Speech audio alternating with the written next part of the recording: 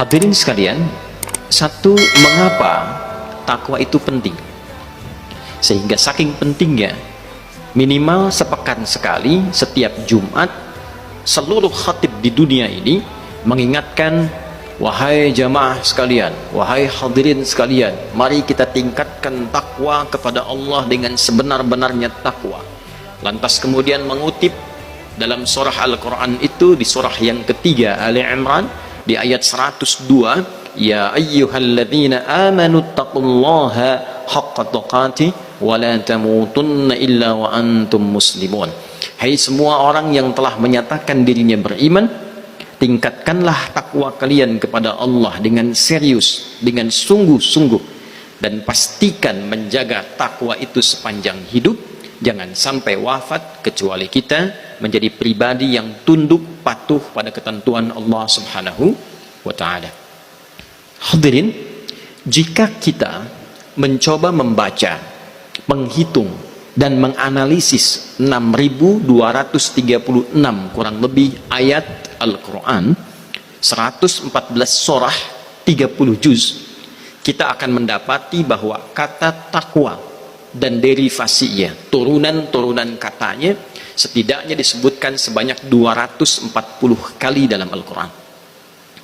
240 kali ini secara garis besar dibagi kepada dua bagian.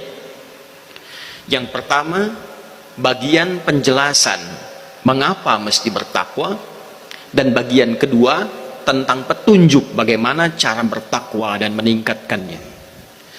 Di bagian pertama, Allah yang menciptakan kita, Tuhan kita Allah, yang mencipta kita Allah, yang menata hidup kita Allah, yang tahu tentang kita Allah.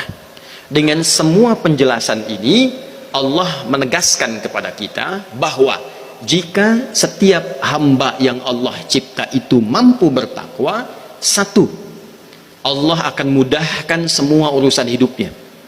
Semua jenis kesulitan yang mungkin kita hadapi dalam hidup itu akan dimudahkan oleh Allah. Bukan tidak punya masalah, bukan tidak punya kesulitan, tapi ada orang-orang yang sebelum menghadapi masalah itu diringankan masalahnya oleh Allah sehingga seakan-akan tidak punya masalah. Senyum selesai masalah. Ada orang yang bahkan belum senyum selesai masalahnya. Ada orang yang tidak pernah senyum karena nggak tuntas-tuntas masalahnya. Maka syarat pertama, kata Allah, Quran surah ke-65 di akhir ayat yang kedua, ketika Allah berfirman, wa may yattaqillaha yaj'al lahu makhraja. Dan siapapun yang mampu meningkatkan takwanya, perhatikan kalimatnya, bentuknya fi'il mudhari'. Paling mudah disampaikan dalam pendekatan bahasa Inggris misalnya, present, continuous, and future. Sekarang, terus, dan sampai kapanpun, progresif, meningkat terus. Siapapun yang mampu terus meningkatkan takwa, tingkatkan, dijamin oleh Allah, yaj'al lahu makhraja, maka Allah berikan jalan keluar, solusi dari setiap persoalan yang ia alami. Bentuknya menggunakan bentuk nakirah, tidak ada alif lamnya, makhraja, artinya semua bentuk persoalan, maka datang semua bentuk solusi. Karena syarat pertama bagi Allah yang menciptakan kita dan mengetahui solusi, maha mengetahui semua solusi dari masalah itu, syarat pertamanya takwa, bukan dunia. Di bagian yang pertama, wa yarzuqhu min haitsu la yahtasib, pun demikian dengan rizki. Kedudukan itu rizki, keturunan itu rizki, kebahagiaan itu rizki. Kaya tapi gelisah, tidak ada nilainya. Maka ketenangan, keturunan, kekayaan, kedudukan ketika disebutkan dengan nama rizki, syarat pertamanya kalau ingin berlimpah. Berlimpah itu kadang datangnya dari sisi yang tidak kita duga. Kalau yang standar, silahkan kerja, Anda dapat uang. Silahkan Anda beraktivitas untuk meraih kedudukan, bisa diraih. Tapi belum tentu semua yang didapatkan itu bentuknya datang membawa keberkahan dalam hidup. Maka jika kita menginginkan syarat yang melimpah dari sisi yang tidak diduga, artinya jangankan yang kita ikhtiarkan, yang tidak kita fikirkan pun bisa datang.